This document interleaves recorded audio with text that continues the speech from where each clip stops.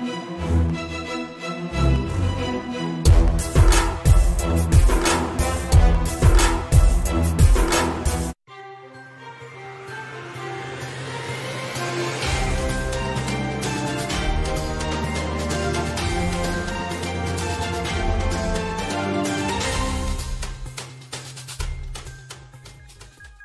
श्री अकाल टीवी 84 देख रहे सारे दर्शकों का स्वागत है। मैं हरप्रीत कौर ते बुलेटिन की शुरुआत करते हैं हेडलाइन के नाल।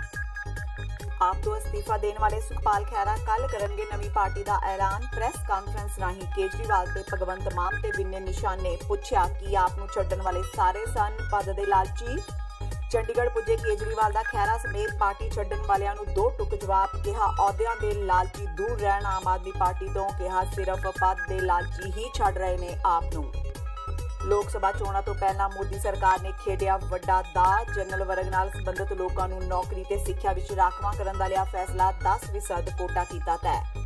टारगेट किलिंग दे मामले विच गिरफ्तार ब्रिटिश नागरिक जग्गी जोहल नूं मोगा अदालत विच कीता गया पेश। वीडियो कांफ्रेंसिंग राहीं पेशी। 21 जनवरी नूं होवेगी केस दी अगली कार्रवाई। ते आम आदमी पार्टी दे सीनियर आगू भगवंत मान ने अमृतसर विच कीती टकसाली अकालियां नाल मुलाकात। ते हुणे ने खबरां दा विस्तार। लोक सभा चोणां तो कुछ महीने पहला मोदी सरकार ने वड्डा दा खेडिया है। मोदी कैबिनेट ने आर्थिक तौर ते पछड़े जनरल वर्ग नाल संबंधित लोकां नूं नौकरी ते सिक्ख्या विच राखवां करन देण दा फैसला लिया है। ਇਹ ਰਾਖਵਾਂਕਰਨ मौजूदा रिजर्वेशन व्यवस्था नाल छेड़छाड़ कीते तो बगैर दी जाएगी। मोदी सरकार ने आर्थिक तौर ते पछड़े जनरल वर्ग नूं सरकारी नौकरियां ते विद्या खेतर विच 10% राखवांकरण देण दा फैसला दिता है। फिलहाल देश विच 49.5% राखवांकरण लागू है, जिस विच अनुसूचित जाति लई 15%, अनुसूचित जनजाति लई 7.5% ते ओबीसी लई 27% रिजर्वेशन शामिल है। सरकार वालों राखवेंकरण की इस तब्दीली को लागू करने लई संविधान के आर्टिकल 15 ते 16 नूं भी सोधिया जाएगा। संविधान के इन्हां दोवां आर्टिकल्स विच सोध मगरों ही आर्थिक तौर ते पछड़े हुए जनरल वर्ग नूं 10% राखवेंकरण का लाभ मिल सकेगा।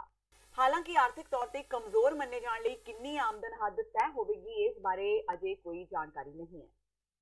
मुख्यमंत्री कैप्टन अमरिंदर सिंह ने पंजाब विच आम आदमी पार्टी नाल किसी भी तरह के गठजोड़ की जरूरत तो साफ इनकार कर दिता है, पर नाल ही उन्होंने यह भी कहा कि आम आदमी पार्टी नाल गठजोड़ बारे किसी भी तरह का फैसला कांग्रेस हाईकमांड वालों ही लिया जाएगा। कैप्टन अमरिंदर सिंह अज कांग्रेस के प्रधान राहुल गांधी नाल मीटिंग तो बाद पत्रकारां नाल गलबात कर रहे सन। इस मुलाकात दौरान आउंदियां लोक सभा चोणां बारे खास तौर पर चर्चा हुई। हालिया 3 सूबियां विच विधानसभा चोणां दौरान कांग्रेस पार्टी नूं मिली शानदार जित लई कैप्टन ने राहुल गांधी नूं मुबारकबाद दी। कैप्टन अमरिंदर सिंह ने कहा कि हुण पंजाब विच अरविंद केजरीवाल दी आम आदमी पार्टी नाल गठजोड़ करने की कोई जरूरत नहीं है, क्योंकि हुण उस पार्टी का पंजाब विच कोई आधार नहीं रहा। मुख्यमंत्री ने कांग्रेस प्रधान राहुल गांधी नूं यह गल पहला ही स्पष्ट कर दी सी, इसलिए अज इस बारे कोई विचार चर्चा नहीं हुई। मुख्यमंत्री ने पूरे आत्मविश्वास नाल कहा कि पंजाब विच कांग्रेस सारियां 13 सीटां ते जित हासिल करेगी। उन्होंने कहा कि इसलिए पार्टी वालों अजिहे उम्मीदवार ही चुने जाणगे जिहड़े हर हालत विच जितण। मुख्यमंत्री ने कहा कि मंत्रिमंडल विच फेरबदल बारे राहुल गांधी होरां नाल कोई चर्चा नहीं हुई। No discussion was taken place. आज कोई डिस्कशन आप आदमी पार्टी की नहीं हमने की। लेकिन let me tell you, as anything that is decided by our Congress leadership will be followed by the states, but at the moment आज कोई डिस्कशन नहीं हुई। Today as far as we are concern, Aam Aadmi Party does not exist in Punjab, so हमें उनके साथ कोई बात करने का मतलब नहीं। तीन तो धड़े हो गए। एक तो रिजाइन ही कर गया जो उनका लीडर था, एक और ग्रुप है वो एक साइड बैठा है, तीसरा ग्रुप बैठा है। So the situation is totally different from last elections. So आज ये सारी असेसमेंट्स करेंगे, फिर देखेंगे, but there is no talk about it and there is nothing to do with Aam Aadmi Party as far as Punjab is. Punjab विच target killing के मामले विच गिरफ्तार किए गए ब्रिटिश नागरिक जगतार सिंह जोहल उर्फ जग्गी जोहल नूं अज मोगा अदालत विच पेश किया गया। इस दौरान वीडियो कांफ्रेंसिंग राहीं उसकी पेशी हुई। इस मामले की अगली सुनवाई 21 जनवरी नूं होवेगी। केस नाल संबंधित अधिकारी वकील नीलम पाठक मुताबक मामले संबंधी 2 पुलिस मुलजमां दे बयान दर्ज किए गए ने, पर तत्काली डीएसपी बलविंदर सिंह अदालत विच पेश नहीं हो सके। जिक्रयोग है कि हिंदू संगठनां नाल जुड़े नामी लोकां दे कतल मामले विच फड़े गए ब्रिटिश नागरिक जगतार सिंह जग्गी नूं पिछले साल 4 नवंबर नूं पंजाब विचों गिरफ्तार किया गया सी। जोहल की गिरफ्तारी उसके विआह तो करीब 15 दिन बाद हुई थी। उसकी गिरफ्तारी विरुद्ध कई देशों में पंजाबी भाईचारे वालों विरोध प्रदर्शन भी किए गए सन। जग्गी खिलाफ खालिस्तान लिबरेशन फोर्स का मैंबर होने का दावा किया गया है। ਉਹਨਾਂ ਦੇ ਖਿਲਾਫ ਅਨਲॉफुल ਐਕਟੀਵਿਟੀਜ਼ ਐਕਟ ਦੇ ਅੰਡਰ ਜਿਹੜਾ ਇਹ ਮੁਕੱਦਮਾ ਦਰਜ ਕੀਤਾ ਗਿਆ ਸੀਗਾ। ਤੇ ਅੱਜ ਇਸ ਕੇਸ ਦੇ ਵਿੱਚ ASI ਜਸਪਾਲ ਸਿੰਘ ਜਿਹਦੀ ਪਹਿਲਾਂ ਗਵਾਹੀ ਹੋ ਚੁੱਕੀ ਸੀਗੀ ਔਰ ਉਹਦਾ ਕ੍ਰਾਸ ਰਹਿੰਦਾ ਸੀਗਾ, ਅੱਜ ਉਹਦਾ ਕ੍ਰਾਸ ਪੂਰਾ ਕਰਵਾਇਆ ਗਿਆ ਔਰ ਇੱਕ MHC ਕੁਲਵੰਤ ਸਿੰਘ ਹੈ, ਉਹਦੀ ਗਵਾਹੀ ਪੂਰੀ ਕਰਵਾਈ ਗਈ। ਔਰ DSP ਬਲਵਿੰਦਰ ਸਿੰਘ ਜਿਹੜੇ ਆ ਉਹਨਾਂ ਦੀ ਤਮੀਲ ਸੀ, ਪਰ ਉਹਨਾਂ ਦਾ ਮੈਡੀਕਲ ਆਉਣ ਕਰਕੇ ਉਹ ਅੱਜ ਉਹ ਗਵਾਹੀ ਦੇਣ ਵਾਸਤੇ ਅਦਾਲਤ ਵਿੱਚ ਹਾਜ਼ਰ ਨਹੀਂ ਆਏ। ਤੇ ਨੈਕਸਟ ਡੇਟ ਜਿਹੜੀ ਹੈਗੀ ਇਹਦੇ 'ਚ 21 ਪਈ ਹੈ। ਇਹਦੇ 'ਚ ਟੋਟਲ 9 ਦੋਸ਼ੀ ਸੀਗੇ, ਜਿਨ੍ਹਾਂ 'ਚੋਂ 1 ਦੀ ਮੌਤ ਹੋ ਚੁੱਕੀ ਹੈ, 2 ਬੇਲ ਤੇ ਨੇ ਔਰ 6 ਜਿਹੜੇ ਹੈਗੇ ਉਹਨਾਂ ਦੀ ਵੀਡੀਓ ਕਾਨਫਰੰਸ ਰਾਹੀਂ ਉਹਨਾਂ ਦੀ ਜਿਹੜੀ ਪ੍ਰੈਜ਼ੈਂਸ ਹੈ ਉਹ ਲਗਾਈ ਗਈ ਹੈ। 21 ਮੋਹਾਲੀ ਪੁਲਿਸ ਨੇ ਦਿੱਲੀ ਹਵਾਈ ਅੱਡੇ ਤੋਂ ਬੱਬਰ ਖਾਲਸਾ ਦੇ ਮੈਂਬਰ ਦਿਲਾਵਰ ਸਿੰਘ ਨੂੰ ਗ੍ਰਿਫਤਾਰ ਕੀਤਾ ਹੈ। ਦਿਲਾਵਰ ਸਿੰਘ ਖਿਲਾਫ ਪਿਛਲੇ ਸਾਲ ਮੋਹਾਲੀ ਥਾਣੇ ਵਿੱਚ ਵੱਖ-ਵੱਖ ਧਾਰਾਵਾਂ ਤਹਿਤ ਕੇਸ ਦਰਜ ਕੀਤਾ ਗਿਆ ਸੀ। ਦਿਲਾਵਰ ਸਿੰਘ ਤੇ ਖਾਲਿਸਤਾਨ ਪੱਖੀ ਲਹਿਰ ਚਲਾਉਣ ਦਾ ਦੋਸ਼ ਹੈ।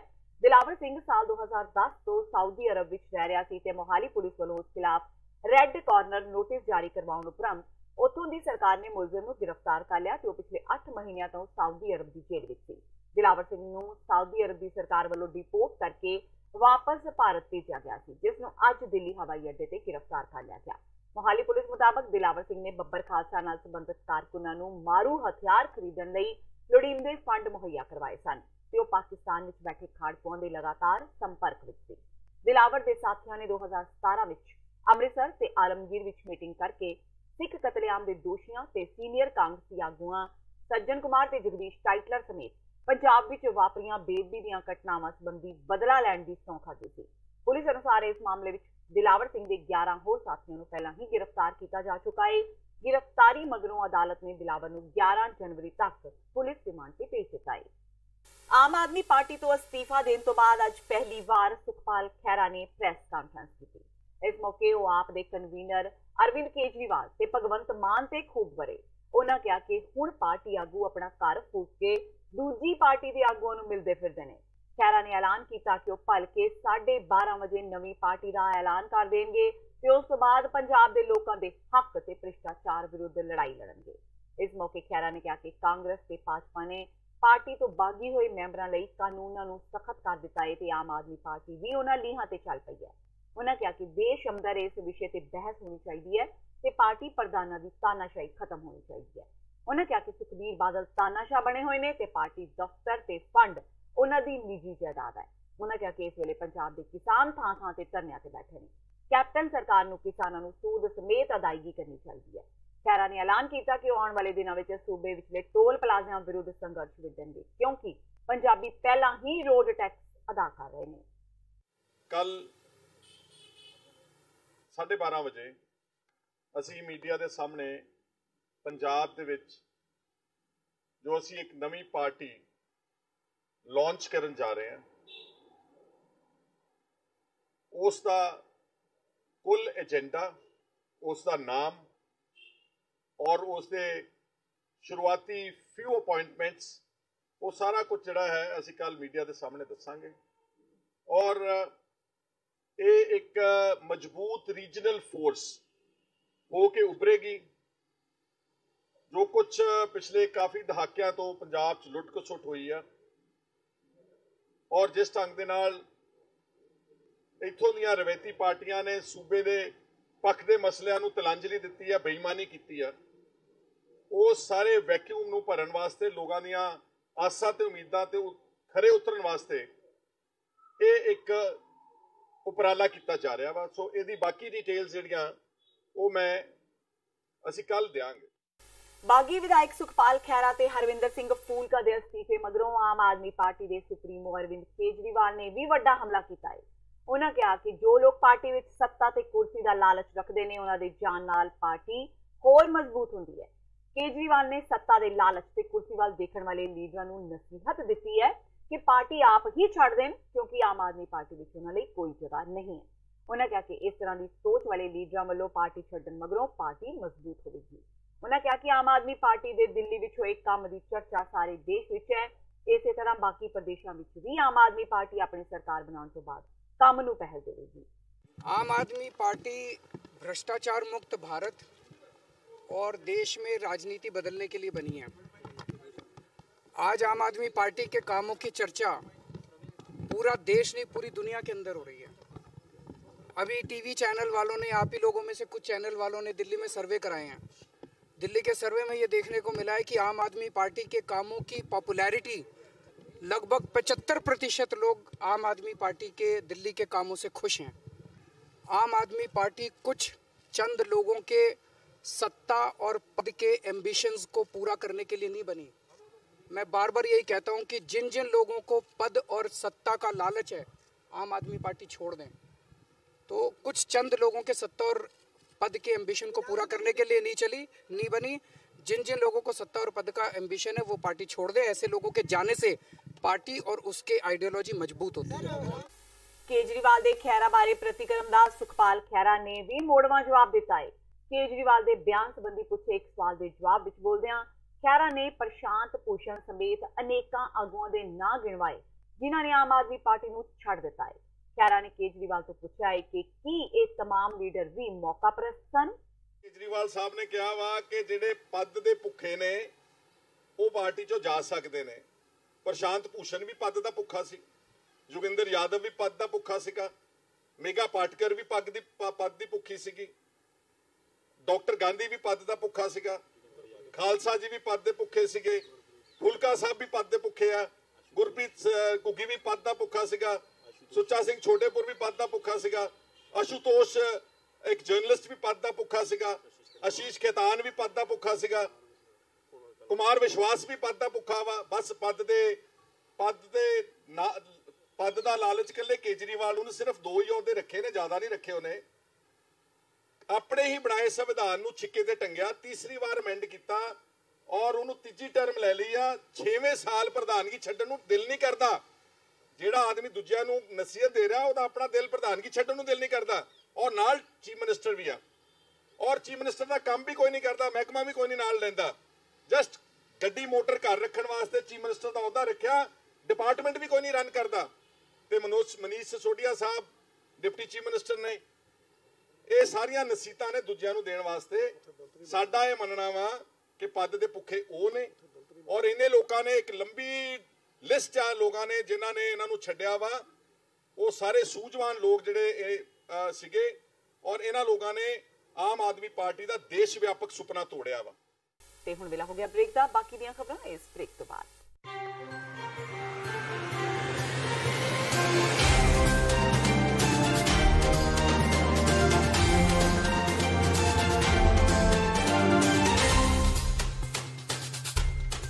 ਕੀ ਤੁਸੀਂ ਆਪਣੇ ਟੈਕਸਿਸ ਨੂੰ ਲੈ ਕੇ ਚਿੰਤਤ ਹੋ? ਤੁਸੀਂ ਆਪਣੀ ਕਮਾਈ ਲਈ ਮਿਹਨਤ ਕਰਦੇ ਹੋ, ਭਾਵੇਂ ਤੁਸੀਂ ਨੌਕਰੀ ਵਿੱਚ ਹੋਵੋ ਜਾਂ ਆਪਣਾ ਬਿਜ਼ਨਸ ਚਲਾਉਂਦੇ ਹੋ। ਜਦੋਂ ਟੈਕਸ ਭਰਨ ਦਾ ਸਮਾਂ ਆਉਂਦਾ ਤਾਂ ਤੁਹਾਨੂੰ ਇੱਕ ਭਰੋਸੇਯੋਗ ਟੈਕਸ ਅਕਾਊਂਟੈਂਟ ਦੀ ਲੋੜ ਹੈ ਜੋ ਟੈਕਸ ਬੈਲੈਂਸ ਦਾ ਤੁਹਾਡੇ ਪੱਖ ਵਿੱਚ ਜਾਣਾ ਯਕੀਨੀ ਬਣਾਵੇ।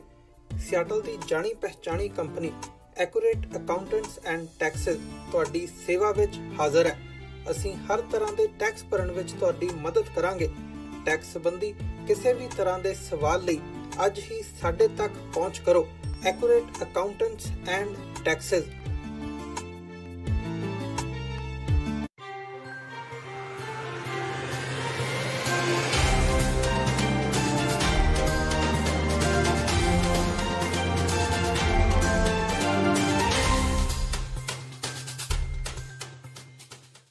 ब्रेक तो बाद टीवी 84 ਦੇ ਖਬਰਾਂ ਦੇ ਬੁਲੇਟਿਨ ਵਿੱਚ ਸਵਾਗਤ ਹੈ। ਵਧਦੇ ਹਾਂ ਅਗਲੀ ਖਬਰ ਵੱਲ।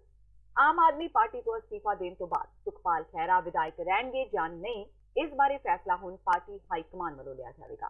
ਕਾਨੂੰਨੀ ਮਾਹਿਰਾਂ ਮੁਤਾਬਕ ਜੇ ਕੋਈ ਵਿਧਾਇਕ ਆਪਣੀ ਪਾਰਟੀ ਤੋਂ ਅਸਤੀਫਾ ਦਿੰਦਾ ਹੈ ਤੇ ਕੋਈ ਹੋਰ ਪਾਰਟੀ ਵਿੱਚ ਸ਼ਾਮਿਲ ਹੁੰਦਾ ਹੈ ਤਾਂ ਉਸ ਦੀ ਮੈਂਬਰਸ਼ਿਪ ਰੱਦ ਹੋ ਸਕਦੀ ਹੈ, ਪਰ ਇਸ ਬਾਰੇ ਫੈਸਲਾ ਲੈਣ ਦਾ ਪੂਰਾ ਹੱਕ ਸਪੀਕਰ ਕੋਲ ਹੁੰਦਾ ਹੈ। ਸਪੀਕਰ ਵੀ ਇਸ ਬਾਰੇ ਐਕਸ਼ਨ ਤਾਂ ਹੀ ਲੈ ਸਕਦਾ ਹੈ ਜਦੋਂ ਉਸ ਕੋਲ ਪਟੀਸ਼ਨ ਪਾਈ ਜਾਵੇ। ਪਟੀਸ਼ਨ ਪਾਉਣ ਤੋਂ ਬਾਅਦ ਸਪੀਕਰ ਉਸ ਤੇ ਕਾਰਵਾਈ ਕਰਦਾ ਹੈ। ਜੇ ਅਸਤੀਫਾ ਦੇਣ ਵਾਲਾ ਵਿਧਾਇਕ ਕੋਈ ਨਵੀਂ ਪਾਰਟੀ ਬਣਾਉਂਦਾ ਹੈ ਤਾਂ ਉਸ ਨੂੰ ਸਾਫ਼ ਕਰਨਾ ਪਵੇਗਾ ਕਿ ਉਹ ਪਾਰਟੀ ਉਸ ਦੀ ਪੁਰਾਣੀ ਪਾਰਟੀ ਦਾ ਹਿੱਸਾ ਹੈ ਜਾਂ ਨਹੀਂ। ਤੁਹਾਨੂੰ ਦੱਸ ਦਈਏ ਕਿ ਆਪਣਾ ਅਸਤੀਫਾ ਦੇਣ ਤੋਂ ਪਹਿਲਾਂ ਹੀ ਸੁਖਪਾਲ ਖਹਿਰਾ ਨੇ ਜਨਵਰੀ ਦੇ ਪਹਿਲੇ ਹਫ਼ਤੇ ਨਵੀਂ ਪਾਰਟੀ ਬਣਾਉਣ ਦੀ ਗੱਲ ਆਖੀ ਸੀ।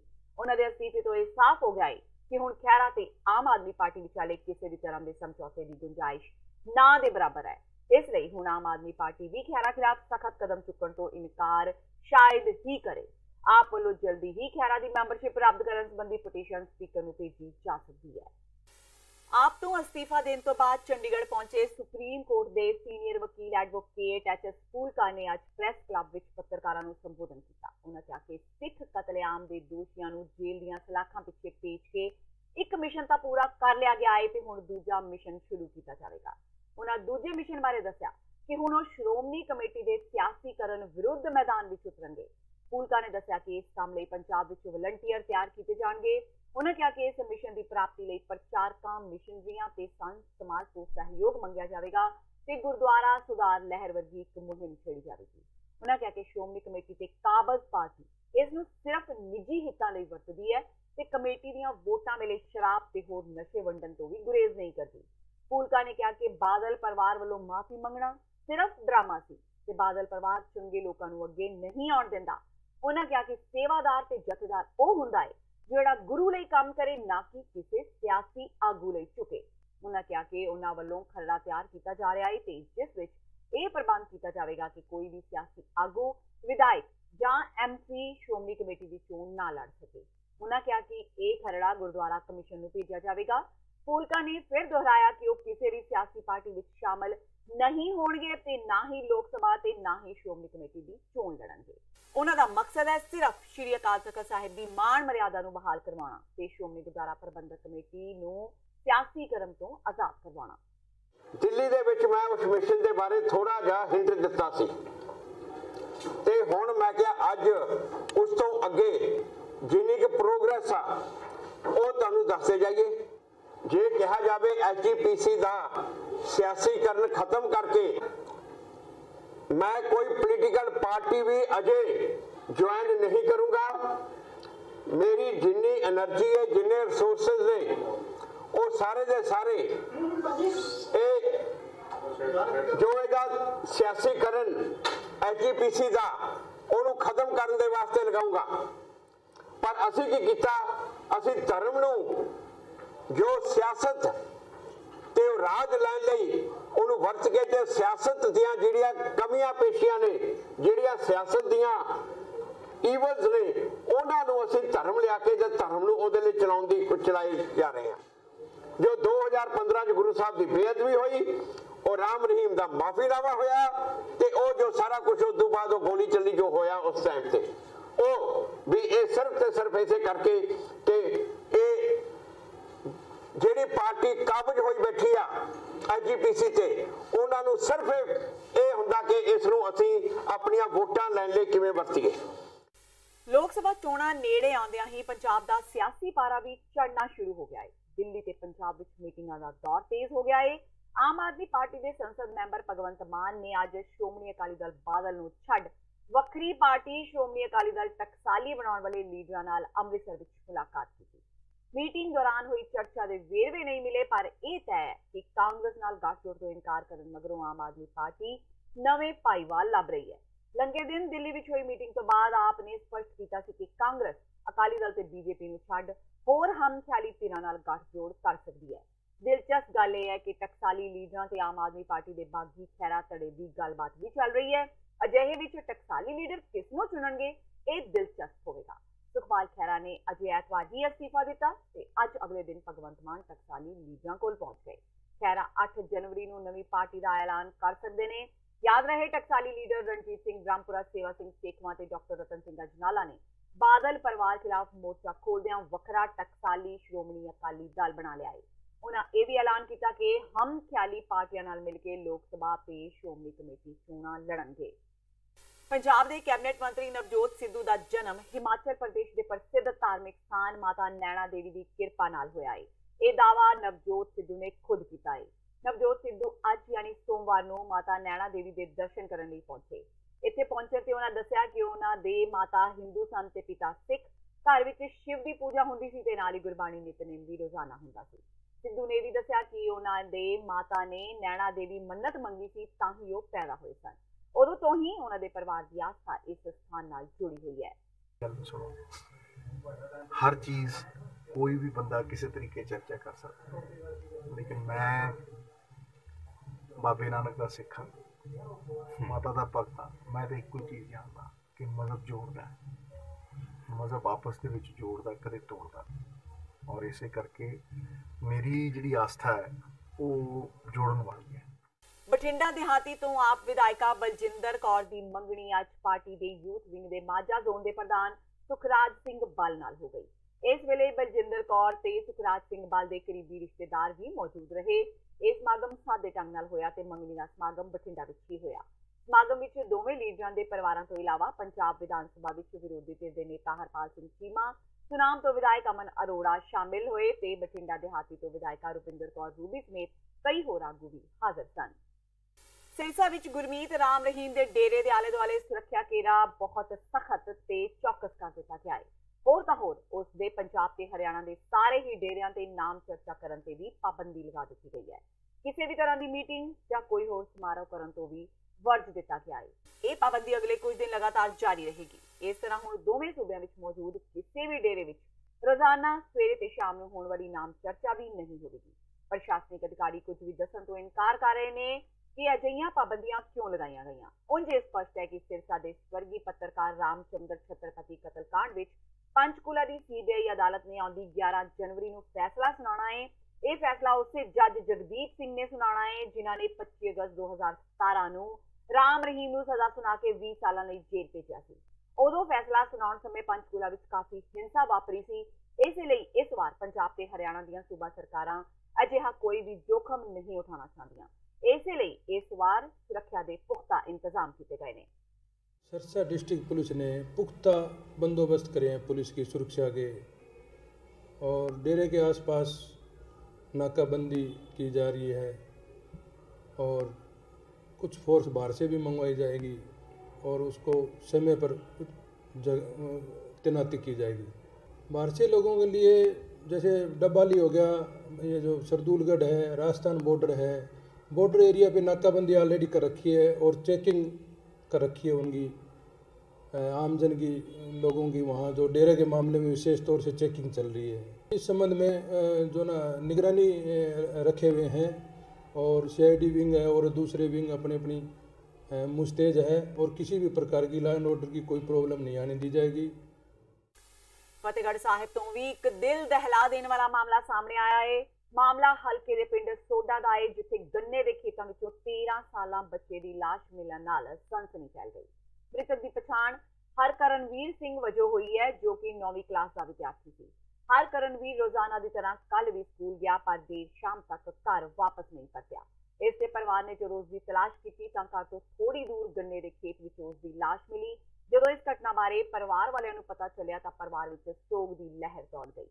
परिवार मुताबक उन्हां दी किसी नाल कोई दुश्मनी नहीं, इसलिए उन्हां नूं किसी ते कोई शक भी नहीं। वो पोस्टमार्टम रिपोर्ट आउण तो बाद ही कुछ कह सकते हैं। कहा जा रहा है कि 12 फरवरी को हरकरणवीर का जन्मदिन थी।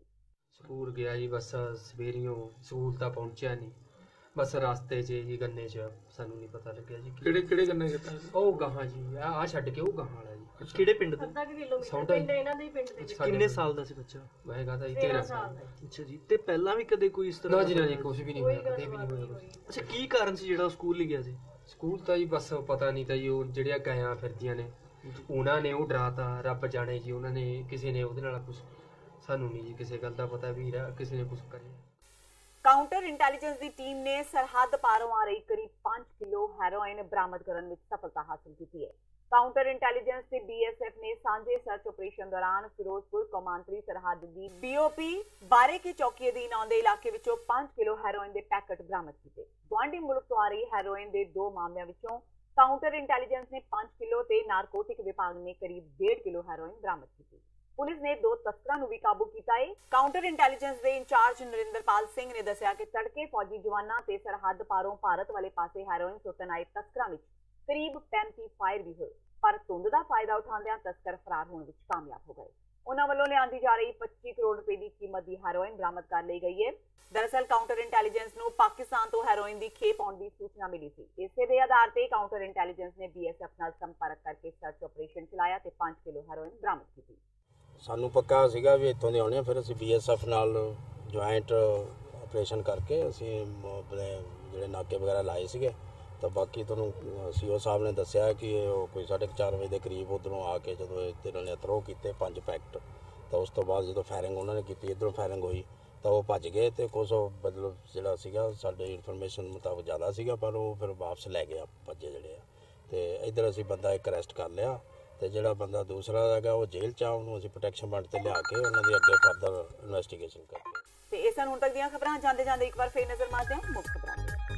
ਆਪ ਤੋਂ ਅਸਤੀਫਾ ਦੇਣ ਵਾਲੇ ਸੁਖਪਾਲ ਖਹਿਰਾ ਕੱਲ ਕਰਨਗੇ ਨਵੀਂ ਪਾਰਟੀ ਦਾ ਐਲਾਨ। ਪ੍ਰੈਸ ਕਾਨਫਰੰਸ ਰਾਹੀਂ ਕੇਜਰੀਵਾਲ ਤੇ ਭਗਵੰਤ ਮਾਨ ਤੇ ਵਿੰਨੇ ਨਿਸ਼ਾਨ ਨੇ ਪੁੱਛਿਆ ਕਿ ਆਪ ਨੂੰ ਛੱਡਣ ਵਾਲੇ ਸਾਰੇ ਸਨ ਪਦ ਦੇ ਲਾਲਚੀ।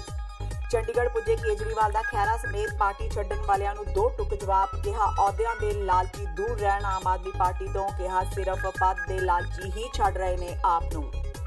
ਲੋਕ ਸਭਾ ਚੋਣਾਂ ਤੋਂ ਪਹਿਲਾਂ ਮੋਦੀ ਸਰਕਾਰ ਨੇ ਖੇਡਿਆ ਵੱਡਾ ਦਾਅ। ਜਨਰਲ ਵਰਗ ਨਾਲ ਸੰਬੰਧਿਤ ਲੋਕਾਂ ਨੂੰ ਨੌਕਰੀ ਤੇ ਸਿੱਖਿਆ ਵਿੱਚ ਰਾਖਵਾਂ ਕਰਨ ਦਾ ਲਿਆ ਫੈਸਲਾ। 10% ਕੋਟਾ ਕੀਤਾ ਤੈਅ। ਟਾਰਗੇਟ ਕਿਲਿੰਗ ਦੇ ਮਾਮਲੇ ਵਿੱਚ ਗ੍ਰਿਫਤਾਰ ਬ੍ਰਿਟਿਸ਼ ਨਾਗਰਿਕ ਜੱਗੀ ਜੌਹਲ ਨੂੰ ਮੋਗਾ ਅਦਾਲਤ ਵਿੱਚ ਕੀਤਾ ਗਿਆ ਪੇਸ਼। ਵੀਡੀਓ ਕਾਨਫਰੰਸਿੰਗ ਰਾਹੀਂ ਪੇਸ਼ੀ। 21 ਜਨਵਰੀ ਨੂੰ ਹੋਵੇਗੀ ਕੇਸ ਦੀ ਅਗਲੀ ਕਾਰਵਾਈ।